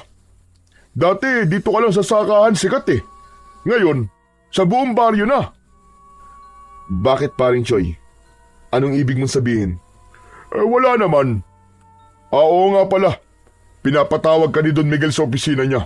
Ang sabi niya sa akin kapag nakita raw kita, papuntahin daw kagad kita sa opisina niya. Matapos magpasalamat ni JB sa kaibigan niyang si Choy, ay naglakad na siya patungo sa opisina ni Don Miguel. Pagpasok niya roon, ay naabutan niya si Don Miguel na nakaupo.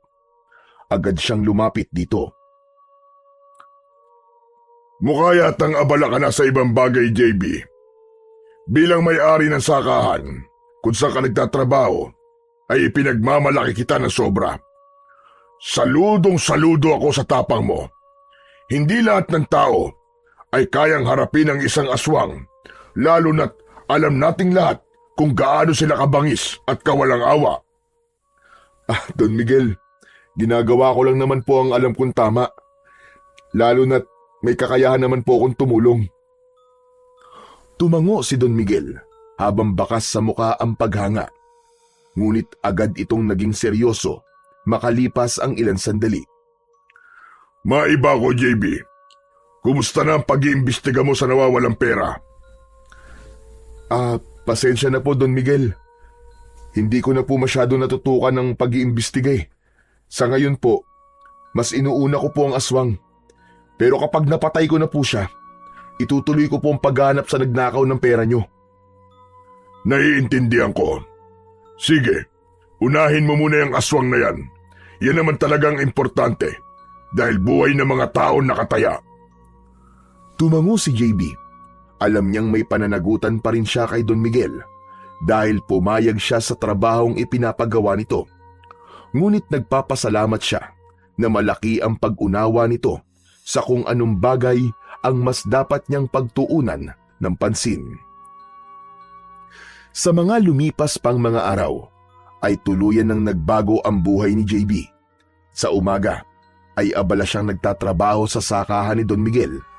Ngunit pagsapit ng gabi, ay nag-iiba ang kanyang papel at nagiging tagapagtanggol na siya ng baryo mula sa aswang. Tuwing sasapit ang dilim, ay nagbabantay siya sa paligid habang tangan ng itak at ang itim na bato mula sa bulalakaw. Palagi siyang umaasang darating na ang gabi kung saan tuluyan niya nang mapapatay ang aswang. Gusto ni JB na mapatay na ang aswang, hindi para patunayan ng kanyang tapang at lakas, kundi dahil nais na niyang bumalik sa normal ang buhay ng mga tao sa baryong yun. Isa pa, gusto na rin niyang makapag-focus siya sa kanyang trabaho. Ngunit dumating ang araw na napansin ni JB ang pagbabago ng mga tao sa pakikitungo sa kanya. Kung dati ay masigla ang mga ito na bumabati sa kanya tuwing dumadaan siya, ngayon naman ay parang iniiwasan na siya ng mga ito. May mga hindi tumitingin sa kanya ng diretso at may mga lumalayo kapag papalapit siya. At wala siyang ideya kung bakit yun nangyayari. Hanggang isang gabi, habang naghahapunan, ay hindi na natiis ni JB na magtanong kay Choy. Paring Choy, napapansin mo ba? Parang umiiwas na sa akin ng mga tao. Alam mo ba kung bakit? Napahinto si Choy sa pagkain at hindi agad sumagot. Para bang nag-aalinlangan ito kung magsasalita ba ito o hindi. Bakit pa rin, JB? Wala ka bang alam sa kumakalat na chismis ngayon dito sa baryo? Anong chismis, paring Choy? Sa dami kasi ng ginagawa ko, wala na akong oras para sa mga ganyang bagay May kumakalat na balita na isa kang aswang. Ang sinasabi nila, ang aswang na umaatake sa baryo ay kasabwat mo para lang bumango ang pangalan mo sa mga tao. Labis na nagimbal si JB sa kanyang narinig. Ano? Alam mong hindi totoo yan, paring Choy. Kilala mo ako. Hindi ako aswang. Alam ko. Pero yun ang pinaniniwalaan ng mga tao ngayon eh. Naniniwala sila na aswang ka pare. Labis na nagtaka si JB. Hindi niya alam kung paano siya napagbintangan ng ganon. Ang bihira. Sino naman kaya nagpakalat ng kalokohang yun? Hindi ko alam pare. Wala rin akong ideya. Kung sino man ang gumagawa niyan, siguradong malaki ang inggit nun sa akin. Iba na talaga kapag inggit ang umiral sa katawan ng isang tao. Lahat ay gagawin para siraan ng taong kinaiinggitan niya. Parang gusto kong busalan ng dinamita ang bibig ng taong yun, Choy. Pero hindi ako papayag na tuluyang masira ako sa mga tao. Kailangan ko makausap ang mga tao para linisin ang pangalan ko. Nako, hindi magandang ideya yan paring JB. Kapag pinuntahan mo sila para ipaliwanag ang sarili mo, baka lalo lang nilang isipin na may tinatago ka. Baka isipin pa nila na defensive ka. Hayaan mo na lang sila at mamamatay din ang chismis na yan. Nakuha naman kagad ni JB ang punto ng kanyang kaibigan. Napagtanto niya na kahit na anong paliwanag ang gawin niya sa mga tao, kung ayaw na siyang paniwalaan ng mga ito, ay magsasayang lang siya ng laway. Sa kabila ng malamig na pagturing sa kanya ng mga tao sa baryo, patuloy pa rin si JB sa kanyang ginagawa. Tuwing gabi ay patuloy siyang nagbabantay sa bawat sulok ng baryo upang mapanatiling ligtas ang mga tao laban sa aswang. Pero kahit na anong pilit niyang huwag magpaapekto sa mga maling paratang sa kanya, ay hindi niya magawa. Yun ay dahil sa ramdam niya ang mga matang palihim na sumusulyap at ang mga bibig na bumubulong sa kanyang likuran. Isang umaga, matapos ang isang walang tulog na gabi, ay nagpunta siya sa bukana ng kagubatan upang magsanay. Kailangan niyang panatilihing malakas ang kanyang katawan at isip kung nais niyang tapusin ang bangungot na bumabalot sa baryo. Matapos ang ilang oras na pagsasanay, ay napagod din siya. Umupo si JB sa ugat ng isang matandang puno upang magpahinga. Inisip niya kung sino ang maaaring magpakalat ng maling balita tungkol sa kanya, pero wala siyang mapaghinalaan kahit isa. Naputol ang kanyang malalim na pag-iisip nang maramdaman niyang may ibang presensya sa kanyang paligid. Kumunot ang kanyang noo. Lumabas ka! Alam ko nandiyan ka lang! Magpakita ka sa akin! Sa kanyang sinabi, gumalaw ang isang makapal na halaman sa kanyang kaliwa. Lumabas mula roon ang isang pamilyar na bata. Yun ay walang iba kundi si Makoy, ang batang iniligtas niya noon mula sa aswang at ang nagbigay sa kanya ng dinamita. Tahimik na lumapit sa kanya si Makoy at umupo sa tabi niya. Hindi ka ba natatakot sa akin, Makoy? Kahit pa may kumakalat na chismis na isa akong aswang? Hindi po ako naniniwala sa kumakalat na chismis na yon tungkol po sa inyo, Kuya JB. Bakit naman? Kasi po kung aswang po kayo, bakit niyo po ako iniligtas nun? At bakit kayo po ang lumalaban sa aswang? Napatingin si JB sa bata. Hindi niya inasahan ang ganong pangangatwiran mula sa isang batang tulad ni Makoy. Malungkot lang po ako kasi sa kabila po ng ginagawa niyong pagtulong po sa mga tao dito, ay ganito pa po ang isinukli nila sa inyo. Wala tayong dapat ibang sisihin, kundi ang taong nagpakalat ng kasinungalingan yon. Ang mga tao kasi ay madaling maniwala sa mga naririnig nila at kahit wala namang ebidensya. At yun ang nakakatakot. Siguro po, kailangan niyo na pong mapatay ang aswang sa lalong madaling panahon para makita na po din lahat na hindi po kayo kasabwat at kakampi talaga kayo ng baryo. Napabuntong hininga si JB. Alam niyang tama ang bata. Ang tanging paraan upang mapatunayan niyang hindi siya aswang ay ang mapatay niya ang aswang. Pero sa mga nakalipas na gabi ay naging mailap na ito. Tumingin si JB kay Makoy at bahagyang ngumiti. Salamat, Makoy. Para saan po, Kuya JB? Dahil kahit bata ka lang, ay hindi ka kagad naniniwala sa mga naririnig mo. Sana'y dalin mo ang pag-uugaling yan hanggang sa iyong paglaki. Ngumiti si McCoy. Hindi nagtagal ay nagpaalam na ang bata sa kanya. Habang naglalakad palayo si McCoy, ay sinundan ito ng tingin ni JB hanggang sa tuluyan na itong nawala sa kanyang paningin. Nang sandaling yon, ay nangako si JB sa kanyang sarili na hindi siya titigil hanggat hindi niya napapatay ang aswang dahil yun na lang ang natitirang paraan para malinis niya ang kanyang pangalan. Maging sa sakahan ay ramdam na ramdam ni JB ang pag-iwas ng mga trabahador sa kanya. Pakiramdam niya ay meron siyang nakakahawang sakit na pilit na iniiwasan ng lahat. Sa tuwing dadaan siya, ay mabilis na naglalayuan ang mga kasamahan niya. Alam niyang ang chismis ang may kagagawan nun at hindi niya maiwasan na baka kapag nagtagal ang ganung pangyayari ay maisipan ng mga tao na paalisin siya sa baryo. Ganun pa man, kahit paano ay masaya pa rin si JB dahil hindi naniniwala si Don Miguel sa mga paratang laban sa kanya. Patuloy itong nakikitungo sa kanya ng normal at hindi nagpapakita ng pagdududa.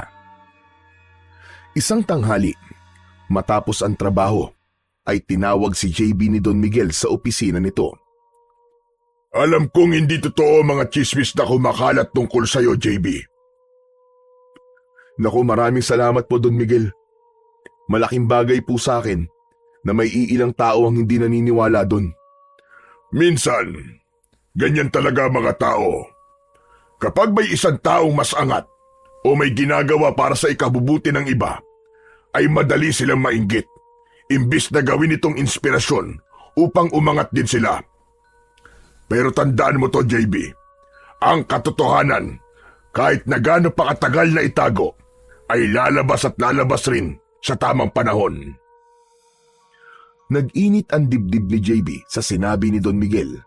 Pakiramdam niya ay mas lalo siyang lumakas at nagkaroon ng determinasyon na malinis ang kanyang pangalan. Ituloy mo lang ang ginagawa mo, JB. Alam kong hindi ka titigil hanggat hindi mo napapatay ang aswang na yon. Opo, Don Miguel. Sa ngayon po, ayun talagang gusto kong mangyari. Pagsapit ng hapon, ay pagod na umuwi sina JB at Choi sa bahay. Pagdating nila roon, ay kumuha ng pera si Choi at nagpaalam kay JB. Paring JB, labas muna ako ah. May bibilin lang ako sa tindahan. Sige pare, mag-iingat ka. Pagkaalis ni Choi, ay kumuha si JB ng malinis na damit. Plano niyang maligo para maalis ang init at alikabok mula sa maghapong trabaho. Pumasok siya sa banyo at natigilan siya nang makita na wala na palang sabon doon. Napakamot siya ng ulo. Lumabas si JB ng banyo at kumuha ng pera sa kanyang pitaka, saka lumabas ng bahay upang magtungo sa tindahan. Habang naglalakad si JB papunta sa tindahan, ay ramdam niya ang mapanuring tingin ng mga tao sa kanyang paligid. Alam niyang hindi siya makakatakas sa masamang tingin ng mga ito, pero pinili niyang hindi na lang yun pansinin. Nang malapit na si JB sa tindahan, ay natanaw niya si Choi.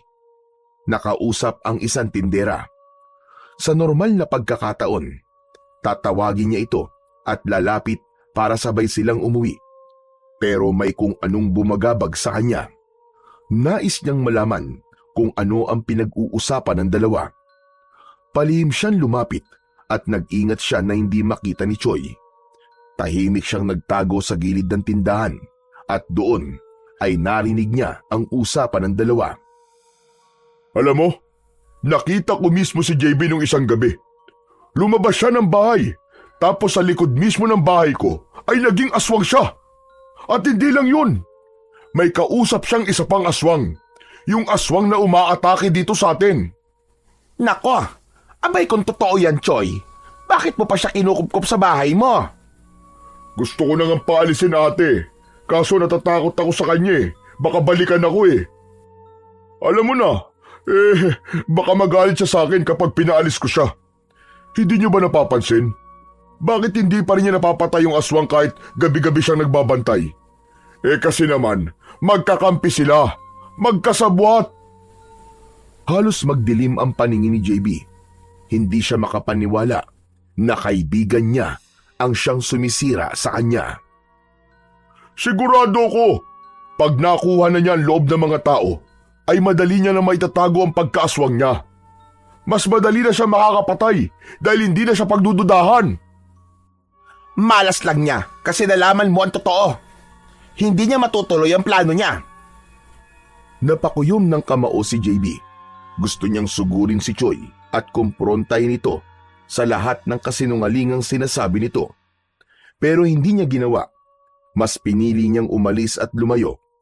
Hindi niya na kayang marinig ang iba pang kasinungalingan na lalabas sa bibig ng kaibigan. Habang naglalakad palayo, ay bumigat ang dibdib ni JB. Hindi niya maunawaan kung bakit ginagawa ni Choi sa kanya. Akala niya ay magkaibigan sila. Akala niya ay nasa panig niya ito. At sa puntong yun, napagtanto niyang hindi lang aswang ang kalaban niya, kundi pati na rin ang mismong tao na itinuring niyang isang kapatid. Kinagabihan, sa hapagkainan, ay tahimik si JB habang panay naman ang kwento ni Choi tungkol sa kung ano-anong bagay. Matiim siyang nakatingin kay Choi habang sa hindi na niya napigilan ang kanyang sarili. Paano mo nagagawa makipag-usap sa akin ng ganito, Choi? Gayong ikaw pala nagpapakalat ng chismis sa isa kong aswang. Biglang natigilan si Choi. Bumakas ang gulat sa mukha nito, pero hindi naglaon. Ay pagak itong tumawa. Anong sinasabi mo? Hindi ko alam ang pinagsasasabi mo, pare. Narinig ko ang pinag-uusapan niyo ng tindera kanina sa tindahan. Alam kong ikaw ang nagpapakalat ng lahat ng kasinungalingan tungkol sa akin. Bakit? Bakit, Choi? Anong dahilan mo? Naiinggit ka ba sa akin? Sino nagsabi sa'yo na naiinggit ako sa'yo? Dahil ba kay Don Miguel? Dahil naging malapit ako sa kanya? Biglang bumakas ang galit sa mukha ni Choi. Tumawa ito ng mapait bago tumingin ng diretso kay JB. Siguro nga panahon na para malaman mo ang totoo. Oo, tama ka. Ako ang nagpapakalat ng chismis sa isa kang aswang. Alam mo kung bakit? Dahil masyado kang pabibo sa sakahan. Dumating ka lang dito, nakuha mo na kagad ang loob ni Don Miguel. Tapos ang posisyong matagal ko ng pinapangarap, kinuha mo. Kung ganun, inaamin mo nga naiinggit ka sa akin. Hindi ako naiinggit. Wala akong dapat na ikainggit sa'yo. Wala namang tao na umaamin na naiinggit siya. Grabe, hindi ako makapaniwala. Ikaw, Choi? Ikaw pa talagang gagawa nito sa akin? Magkaibigan tayo, di ba? Dati tayo magkaibigan, JB. Pero masyado kang pabibo. Ang tagal ko na nagtatrabaho sa sakahan. Ang tagal ko na nasa baryong ito. Pero ni minsan, hindi ko nakuha ang respeto at paghanga ng mga tao ng tulad sa'yo. Ikaw, kakadating mo lang dito. Pero nagawa mo makuha yun dahil masyado kang bait-baitan. Isang malalim na paghinga ang pinakawalan ni JB. Grabe ka. Wala nang dahilan para manatili pa ako dito sa bahay mo. Bukas ng umaga, aalis na ako. Ayos lang. Tama yan. Bumalik ka na lang sa Maynila. Sa bahay mo lang ako aalis, Choi. Pero hindi sa baryong to. Hindi ako aalis hanggat hindi ko napapatay ang aswang. Kailangan kong malinis ang duming nilagay mo sa pangalan ko. Nagtagpo ang kanilang mga mata. Matalim silang nagtitigan. Alam ni JB na sa gabing yun ay tuluyan nang nawala ang pagkakaibigan nila at yun ay dahil lamang sa inggit. Matapos ang mainit na pag-uusap ni na JB at Choi sa hapagkainan, ay agad na inimpake ni JB ang mga gamit niya. Habang inilalagay ni JB ang huling piraso ng damit niya sa bag, ay saglit siyang natigilan. Nilingon niya ang paligid ng bahay. Sa kabila ng lahat, alam niyang naging tahanan niya ang bahay na yon sa loob ng ilang buwan, kaya kahit paano ay mabigat pa rin sa loob niya ang umalis doon. Pagkalipas ng ilang minuto, ay naglatag na ng banig si JB at humiga. Nais niyang matulog ng maaga dahil ang plano niya ay madaling araw siyang aalis. Hindi nagtagal ay tuluyan ng nakatulog si JB. Ngunit hindi rin nagtagal ay nagising siya dahil may biglang sumakal sa kanya. Sa pagmulat niya ay nanlaki ang kanyang mga mata nang malaman na si Choi ang sumasakal sa kanya. Choy! Choy, ano ginagawa mo? Choy! Nagtatanong ka pa talaga. Papatayin kita. Ano pa ba? Ngunit mas lalong nagimbal si JB nang sa isang kisap mata ay nagbago ng anyo si Choi. Naging isang aswang ito. Ang mga kamay nitong maigpit na sumasakal sa leeg niya ay nagkaroon ng matutulis na mga kuko at ang mukha nito ay naging parang sa isang mabangis na halimaw. Ikaw? Hayop ka! Ikaw ang aswang! Tama ka! Ako nga! Nagpumigla si JB pero mas lalong humigpit ang pagkakasakal ng aswang sa kanya. Halos hindi na siya makahinga, kaya naman bumulong siya sa itim na bato.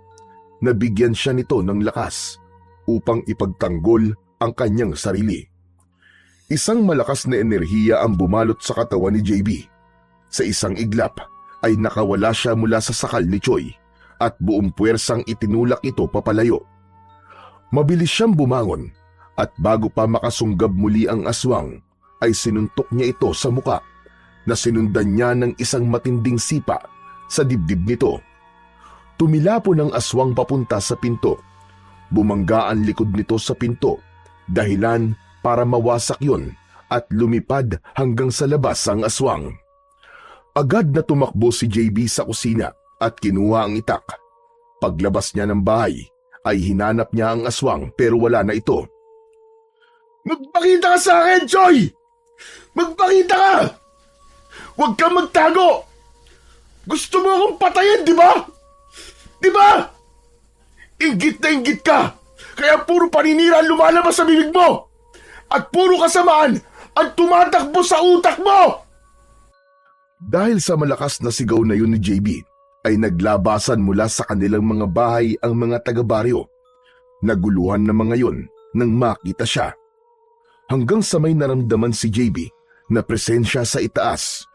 Tumingala siya at doon niya nakita ang aswang na nakaupo sa sanga ng isang puno na nasa harapan ng bahay. Tumalon ng aswang pababa habang nakaumang ang matutulis nitong mga kuko. Hindi na nagawang makaiwas si JB at mabilis na nasunggaban ng aswang ang braso niya at buong puwersa siya nitong kinagat doon.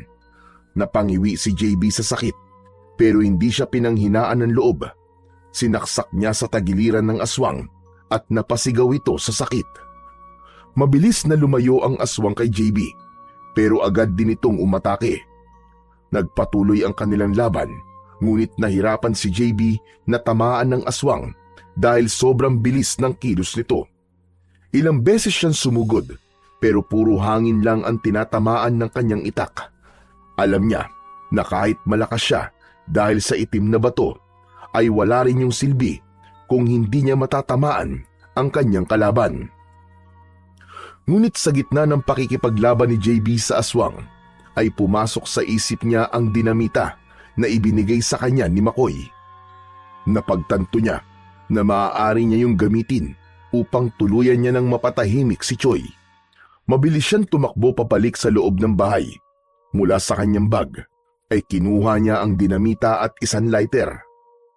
Isinuksok niya sa gilid ng suot niyang shorts ang dinamita at saka siya bumalik sa labas. Sumugod ang aswang kay JB habang nakabuka ang malaki nitong bibig. Imbis na umatras o umiwas ay sinalubong ito ni JB at kinuha ang dinamita sa gilid ng kanyang shorts. Buong puwersa niyang isinalpak yon sa malaking bunganga ng aswang at ipinagdiinan pa niya yon. Nabigla naman si Choi at pilit nitong sinubukang iluwa ang dinamita pero madiin ang pagkakahawak ni JB sa dinamita. Hayop ka! Ang dapat sa mga inggiterong kagaya mo ay pinapasabog ang bunganga para manahimik. Gamit ang lighter, ay mabilis niyang sinindihan ng mitya ng dinamita. Malakas niya itong sinipa sa dibdib at bago pa bumagsak sa lupa ang aswang, ay sumabog na ang dinamita. Sumabog at nadurog ang buong ulo ng aswang. Kumalat sa kung saan-saan ang dugo at laman nito. Ang katawan ni Choi ay bumagsak nang wala na ang ulo nito. Bumalot ang katahimikan sa paligid. Isa-isang tinignan ni JB ang mga tao na nakasaksi sa pagpaslang niya sa aswang. Sana ay nasagot na ng nakita nyo kung sino ang tunay na aswang. Lahat tayo ay nilinlang ni Choi. Siya ang tunay na aswang at hindi ako. Tila nahihiya na yumuko ang ilang tao na naroon.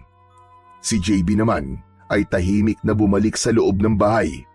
Doon ay nanghihina siyang napaupo sa isang sulok. Alam niyang ginawa niya ang tama.